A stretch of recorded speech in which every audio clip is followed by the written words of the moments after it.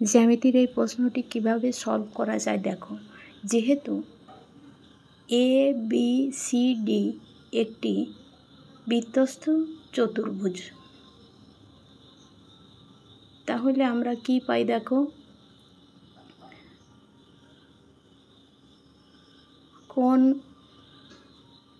A B C equal to 180 degree minus 120 degree. আবার কোণ ACB equal to 90 degree, কারণ অর্ধবৃত্তস্থ কোণ বলে। তাহলে আমরা লিখে দিলাম অর্ধবৃত্তস্থ কোণ।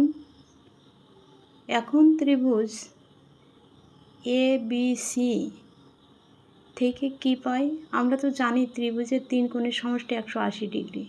তাহলে কোণ BAC equal to 180 degree minus কোণ এসিবি প্লাস কোণ এবিসি, তাহলে 180 ডিগ্রি, আর এটার মান 90 ডিগ্রি, আর এবিসি এর মান 60 ডিগ্রি।